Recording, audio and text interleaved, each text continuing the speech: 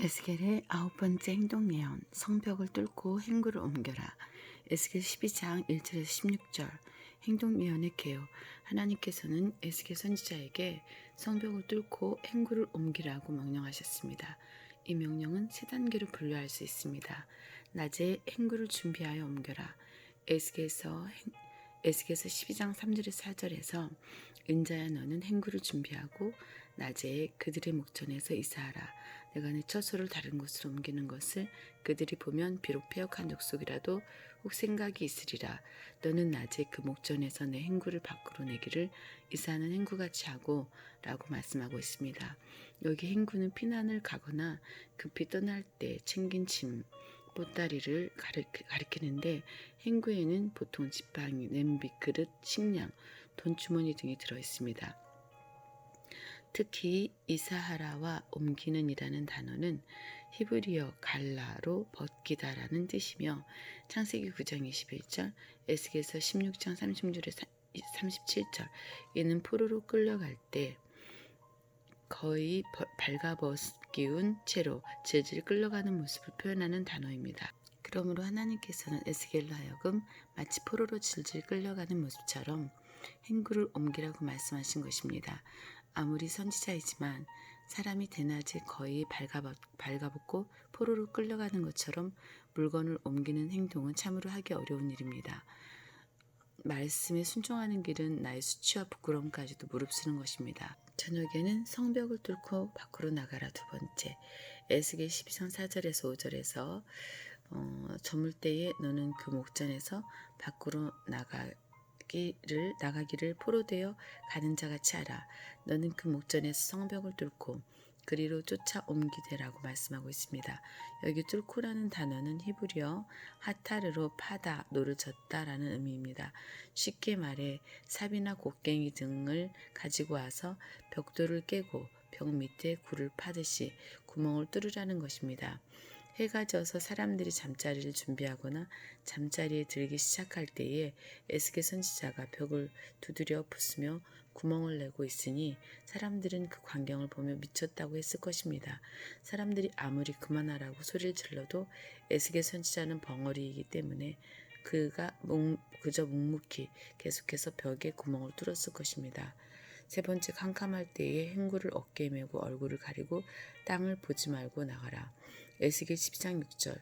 상반절에서 캄캄할 때 그 목전에서 어깨를 메고 나가며 얼굴을 가리우고 땅을 보지 말지어다 라고 말씀하고 있으며 7절 하반절에서도 캄캄할 때 행구를 내어다가 그 목전에서 어깨에 메고 나가니라 라고 말씀하고 있습니다.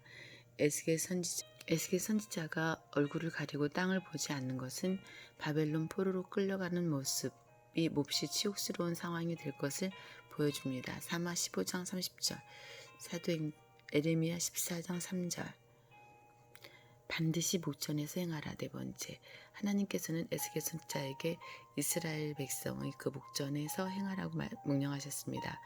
여기 목전에서는 눈의 히브리어 아이는 쌍수형을 사용해서 두 눈으로 바로 보게 된다는 것을 강조하는 표현입니다. 한글 개역성경에서 에스겔 2장 3절에서 목전에서를 한 번만 번역하였지만 히브리어 원문상에는 두 번 사용되어 에스겔 12장 3절에서 7절에는 에만 총 7번 반복하고 있습니다. 에스겔에서 12장 3절, 4절, 5절, 6절, 7절. 이는 이스라엘 백성이 에스겔 행동 예언을 자기 두 눈으로 직접 보아야 나중에 그대로 성취되었을 때 그 예언이 하나님의 말씀임을 인정하게 된다는 것입니다. 행동 예언의 의미. 첫 번째, 바벨론의 포로로 끌려감을 나타냅니다.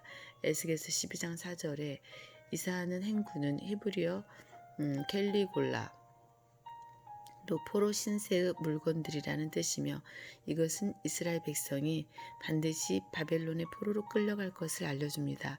이 표현에 에레미야 46장 19절에서 포로 행리로 번역되었습니다. 성벽이 뚫릴 것을 보여줍니다. 에스겔 12장 5절에서 너는 그 목전에서 성벽을 뚫고 그리로 쫓아 올라가되 라고 말씀하고 있습니다. 여기 성벽은 히브리어 키르 로 성의 벽이 아니라 마을을 담을 의미합니다. 당시 마을에 있는 담은 흙으로 만들어 햇볕이 말린 흙벽돌로 지어졌기 때문에 에스겔이 혼자서도 무너뜨릴 수 있는 것이었습니다. 이는 앞으로 바벨론이 남유다에 쳐들어올 때 예루살렘의 성벽이 반드시 뚫리게 될 것을 보여준 것입니다.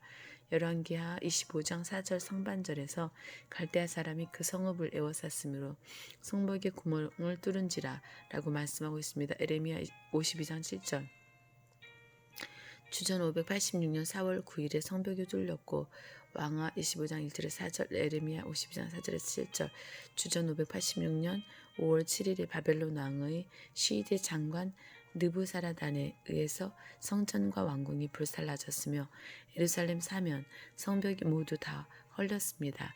그래서 이날은 대대로 유대인들에게 애통과 금식의 절기가 되었습니다. 스가랴서 7장 3절, 8장 19절, 열왕기하 25장 8절에서 10절.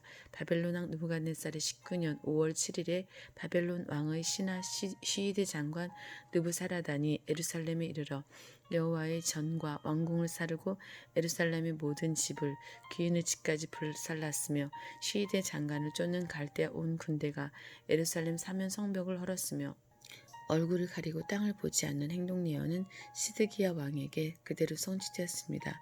에스겔서 12장 6절에서 얼굴을 가리고 땅을 보지 말지어다라고 말씀하고 있으며 12절 하반절에서도 눈으로 땅을 보지 아니하려고 자기 얼굴을 가리우리라 라고 말씀하고 있습니다. 이것은 크나큰 슬픔과 탄식을 나타내는 표현으로 앞으로 바벨론에 포로로 끌려감으로 다시 예루살렘 땅을 보지 못할 것을 미리 보여준 것입니다.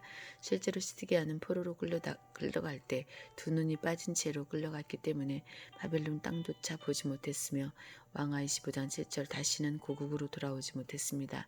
에스겔서 12장 13절에서 내가 또 내 그물을 그의 위치에 쥐고 내 올무에 걸리게 하여 그를 끌고 갈대아 땅 바벨론에 이르리니 그가 거기서 죽으려니와 그 땅을 보지 못하리라라고 말씀하고 있으며 에레미야 52장 12절에서 시드기야의 두 눈을 빼고 사슬로 결박하여 바벨론으로 끌어다가 그 죽는 날까지 오게 두었더라 라고 말씀하고 있습니다. 실로 에스겔의 행동 예언은 역사에서 실제로 이루어졌습니다. 하나님의 말씀은 반드시 그대로 이루어지는 것입니다. 여호수아 23장 14절, 이사야서 55장 10절, 마태복음 5장 18절. 10번째 행동 예언, 떨면서 식물을 먹고, 페이지 124페이지, 놀라고 근심하면서 물을 마셔라. 행동 예언의 개요, 떨면서 식물을 먹어라. 에스겔서 12장 18절 상반절에서 인자야 너는 떨면서 내 식물을 먹고 라고 말씀하고 있습니다. 여기 떨면서는 히브리어 라하시로 흔들림, 지진이라는 뜻입니다. 에스겔 38장 19절에 큰 지진을 가리킬 때 라하시가 사용되었습니다. 왕상 19장 11절, 에스겔서 12장 19절에서는 떨면서 대신에 근심하면서 대하가라는 표현을 사용하고 있는데 이는 적이 쳐들어온 것을 보면서 극도의 두려움과 공포, 근심이 가득 차 손을 부들부들 떨면서 음식을 먹는 모습을 나타냅니다. 놀라고 근심하면서 물을 마셔라. 에스겔서 12장 18절 하반절에서 놀라고 근심하면서 내 물을 마시며 라고 말씀하고 있습니다. 여기 놀라고는 히브리어 로그자로 몸서리침을 의미하고 근심하면서는 히브리어 대하가로 근심 걱정을 의미합니다. 에스겔은 음식을 먹거나 물을 마실 때마다 크게 떨고 몸서리치면서 또 근심 가운데 먹고 마셨던 것입니다. 특히 에스겔 12장 19절의 물을 마실 때 사용된 놀라면서는 히브리어 신마몬으로 공포와 경악을 의미합니다. 에스겔 4장 16절 행동 예언의 의미, 영적 정신적 고통을 강조한 것입니다. 에스겔서 4장 9절에서 17절에서 떡을 쇠똥에 구워 먹는 모습을 보여주는데 이는 음식과 물이 부족하여 겪게 되는 육신적인 고통을 강조하는 표현입니다. 그러나 에스겔서 12장 17절에서 20절에서는 떨면서 식물을 먹고 놀라고 근심하면서 물을 마시라고 하셨는데 이는 영적 정신적 고통을 강조한 것입니다. 회개하지 않으면 땅이 황무해집니다. 에스겔서 12장 9절에서 이 땅 백성에게 말하되 주 여호와께서 예루살렘 거민과 이스라엘 땅에 대하여 이르기를 그들이 근심하면서 그 식물을 먹으며 놀라면서 그 물을 마실 것은 이 땅 거민의 강포를 인하여 땅에 가득한 것이 황무하게 됨이라 라고 말씀하고 있습니다. 여기 황무하게는 히브리어 야삼으로 붕괴하다, 황폐하다라는 뜻입니다. 곧 온 땅이 사막처럼 되는 것을 의미합니다. 아무리 돈이 많고 권력이 강하고 욕망이 가득할지라도 하나님께서 역사하시면 그것들은 순식간에 황무하게 됩니다. 20절에서 사람을 거하는 성읍들이 황폐하며 땅이 황무하리니 너희가 나를 여호와인 줄 알리라 라고 말씀하고 있습니다.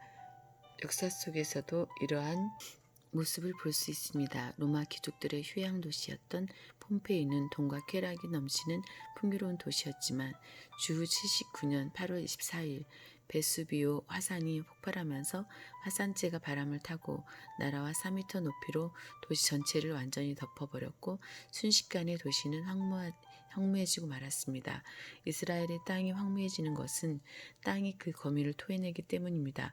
역대하 36장 21절에서 이에 토지가 황무하여 안식년을 누림같이 안식하여 70년을 지내었으니 여호와께서 에레미야의 입으로 하신 말씀이 응하였더라라고 말씀하고 있는데 이는 레위기 12장 28절에서 너희도 더럽히면 그 땅이 너희 있기 전 거미를 토한같이 너희를 토할까 하노라라고 하신 경고대로 이루신 것입니다. 3절 땅이 거미를 토해내는 이유 강포 때문입니다. 에스겔서 12장 19절에서 이 땅 백성에게 말하되 주 여호와께서 예루살렘 거민과 이스라엘 땅에 대하여 이르시기를 그들이 근심하면서 그 식물을 먹으며 놀라면서 그 물을 마실 것은 이 땅 모든 거민의 강포를 인하여 땅에 가득한 것이 황무하게 됨이라라고 말씀하고 있습니다. 여기 강포는 히브리어 하마스로 폭력을 의미합니다. 강포는 힘이 있고 강한 사람들이 힘이 없고 약한 사람들을 괴롭히고 압박하며 그 피를 흘리게 하는 것입니다. 노아 때에도 이러한 강포가 가득하였습니다. 창세기 6장 11절에서 때에 온 땅이 하나님 앞에 회개하여 강포가 땅에 충만하리라 한지라 라고 말씀하고 있습니다. 강포로 사람의 피를 흘려 땅이 더럽혀지면 땅은 그 거민을 토해냅니다. 레위기 18장 28절, 민수기 35장 33절에서도 너희는 땅에 거하는 땅을 더럽히지 말라. 피는 땅을 더럽히나니 피 흘림을 받은 땅은 이를 흘리게 한 자의 피가 아니면 속할 수 없느니라 라고 말씀하고 있습니다. 창세기 9장 6절에서 무릇 사람의 피를 흘리면 사람이 그 피를 흘릴 것이니 이는 하나님이 자기 형상대로 사람을 지었음이니라 라고 말씀하고 있는데 이것을 공동 번역에서는 사람은 하나님의 모습으로 만들어졌으니 남의 피를 흘리는 사람은 제 피도 흘리게 되리라 라고 번역하고 있습니다. 두 번째 하나님의 규례와 법도를 지키지 않기 때문입니다. 에스겔서 20장 11절에 13절에서는 사람이 준행하면 그로 인하여 삶을 얻을 내 율례를 주며 내 규례를 알게 하였고 또 나는 그들을 거룩하게 하는 여호와인 줄 알게 하려 하여 내가 내 안식일을 주어 그들과 나 사이의 표징을 삼았노라. 그러나 이스라엘 족속이 광야에서 내게 패역하여 사람이 준행하면 그로 인하여 삶을 얻을 나의 율례를 준행치 아니하며 나의 규례를 멸시하였고 나의 안식일을 크게 더럽혔으므로 내가 이르기를 내가 내 분노를 광야에서 그들의 위에 쏟아 멸하리라 하였으나 라고 말씀하고 있습니다. 하나님께서 주신 규례와 법도는 준행할 때 생명을 얻지만 멸시하고 지키지 않을 때 분명 심판을 받는 것입니다. 에스겔서 20장 20절 하나님의 규례와 법도를 지키지 않을 때 땅이 더럽혀지고 땅이 더럽혀지면 하나님께서 지으신 땅은 그 거민을 토해냅니다. 레위기 18장 25절에서 그 땅도 더러워졌으므로 그가 그 악을 인하여 벌하고 그 땅도 스스로 그 거민을 토하여 내느니라 라고 말씀하고 있습니다. 하나님의 규례와 법도를 지키지 않는 것은 세상의 풍속과 규례를 쫓는 것입니다.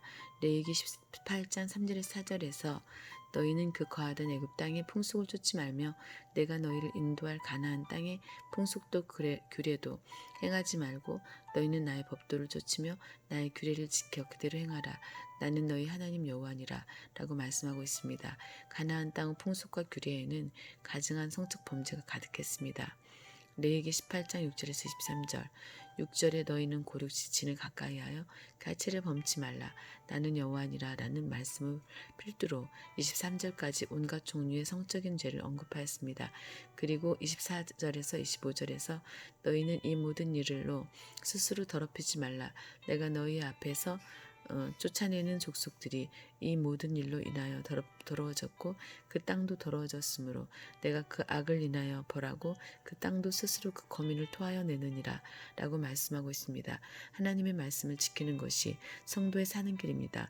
5절에서 너희는 나의 규례와 법도를 지키라. 사람이 이를 행하면 그로 인하여 살리라. 나는 여호와니라 라고 말씀하고 있습니다. 잠언 4장 13절 훈계를 굳게 잡아 놓치지 말고 지키라. 이것이 내 생명이니라. 11번째 행동 예언 슬피 탄식하라. 에스겔서 21장 1절에서 7절 행동 예언의 개요.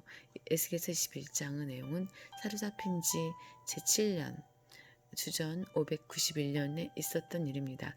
그 이유는 에스겔 21장이 20장과 연결되어 있는데 20장 사건이 사로잡힌 지 제7년에 일어난 일이기 때문입니다. 에스겔 20장 1절에서 제7년 5월 10일에 이스라엘 장로 두어 사람이 여호와께 물으려고 와서 내 앞에 앉으니라고 말씀하고 있습니다. 특히 에스겔 20장 45절에서 49절, 에스겔 21장 1절에서 7절은 서로 연결되어 있는데 앞에 것은 불을 예언한 말씀이요 뒤에 것은 칼을 예언한 말씀입니다.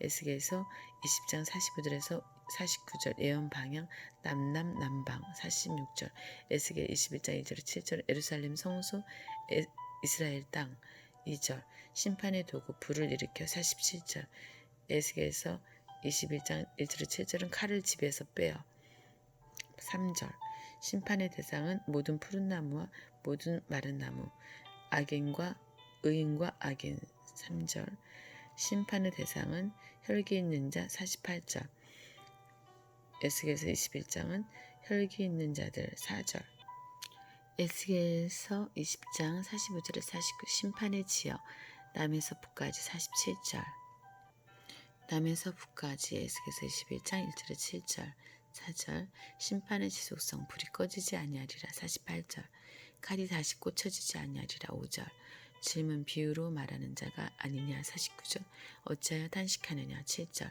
예언의 방향 에스겔서 10장 46절에서 예언의 방향에 대하여 나무로 남방들의 라는 표현을 사용하고 있으며 에스겔서 21장 2절에서는 예루살렘 성소 이스라엘 땅이라는 표현을 사용하고 있다. 심판의 도구 에스겔서 10장 47절에서 심판의 도구는 불입니다. 47절 하반절에서 내가 너의 가운데 불을 일으켜 모든 푸른 나무와 모든 마른 나무를 멸하리니 맹렬한 불꽃이 꺼지지 아니하고 남에서 북까지 모든 얼굴이 그슬릴지라 라고 말씀하고 있습니다. 그리고 에스겔서 21장 3절에서 심판의 도구는 칼입니다. 내 칼을 집에서 빼어 의인과 악인을 내게서 끊을지라 라고 말씀하고 있습니다. 심판의 대상은 모든 푸른 나무와 모든 마른 나무입니다. 47절에서 모든 푸른 나무와 모든 마른 나무를 멸하리니 라고 말씀하고 있습니다. 그리고 에스겔서 21장 3절에서 심판의 대상은 의인과 악인입니다. 의인과 악인을 내게서 끊을지라 라고 말씀하고 있습니다. 심판의 대상은 무릇 혈기 있는 자입니다. 에스겔서 20장 48절 무릇 혈기 있는 자는 나 여호와가 그 불을 일으킨 줄을 알리니 그것이 꺼지지 아니하리라 라고 말씀하고 있습니다. 에스겔서 21장 4절에서 5절에서 말씀은 심판의 대상 역시 무릇 혈기 있는 자입니다. 내 칼을 집에서 빼어 무릇 혈기 있는 자를 남에서 북까지 치리니 무릇 혈기 있는 자는 나 여호와가 내 칼을 집에서 빼어낸 줄을 알지라. 칼이 다시 꽂혀지지 아니하리라 하셨다 하라라고 말씀하고 있습니다. 심판의 지역은 남에서 북까지입니다. 에스겔서 20장 47절에서 남에서 북까지 모든 얼굴이 그슬릴지라 라고 말씀하고 있습니다. 에스겔서 21장 4절에서 말씀한 심판의 지역도 남에서 북까지입니다. 심판의 지속성 심판은 목표를 이루기까지 지속됩니다. 에스겔서 20장 48절에서 무릇 혈기 있는 자는 나 여호와가 그 불을 일으킨 줄을 알리니 그것이 꺼지지 아니하리라 라고 말씀하고 있습니다. 또한 에스겔서 21장 5절에서 무릇 혈기 있는 자는 나 여호와가 내 칼을 집에서 빼어낸 줄을 알지라. 칼이 다시 꽂혀지지 아니하리라 라고 말씀하고 있습니다. 질문과 대답. 이스라엘 백성은 그들의 완악함 때문에 비유로 예언하는 마태복음 13장 13절에서 15절 에스겔 선지자에게 그는 비유로 말하는 자가 아니냐라고 조롱하며 에스겔 선지자가 선포하는 하나님의 말씀을 믿으려 하지 않았습니다. 에스겔서 20장 49절 내가 가로되 오라 주여와여 그들이 나를 가리켜 말하기를 그는 비유로 말하는 자가 아니냐 하나이다 하니라라고 말씀하고 있습니다. 또한 에스겔서 21장 7절을 볼 때 허리가 끊어지듯이 슬피 탄식하는 에스겔 선지자에게 이스라엘 백성이 내가 어찌하여 탄식하느냐라고 질문하자 소문을 인함이라 재앙이 오나니 각 마음이 녹으며 모든 손이 약해지며 각 영이 쇠하며 모든 무릎이 물과 같이 약하리라. 보라 재앙이 오나니 정령 이루리라 나 여호와의 말이니라 라고 대답합니다. 이는 이스라엘 땅에 반드시 하나님의 심판이 임한다는 선언입니다.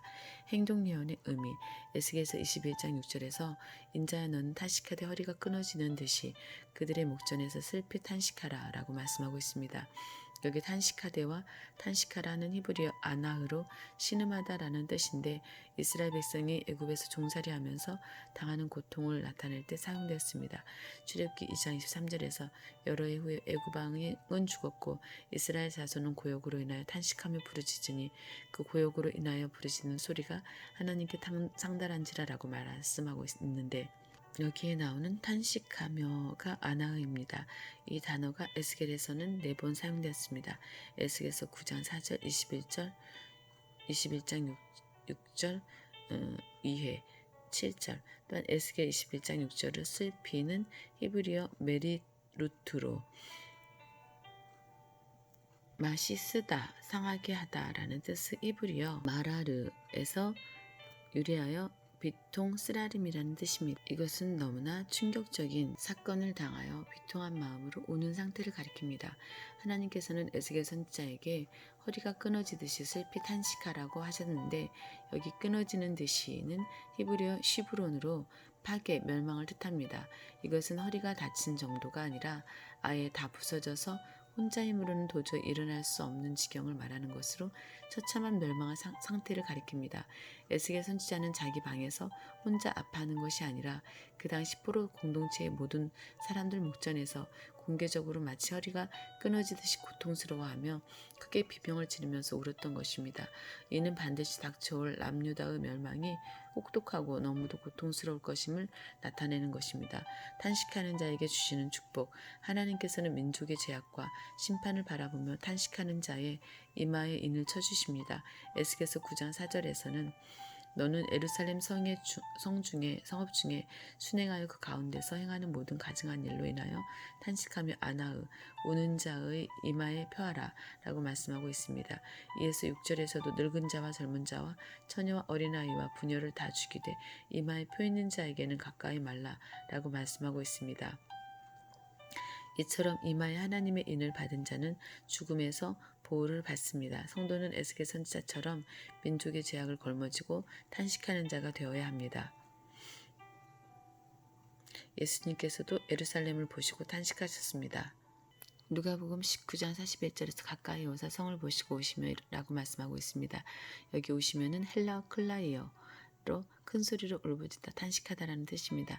민족의 죄악에 대하여 이러한 탄식이 없는 자는 종말에 하나님의 인치심을 받지 못하실 것입니다.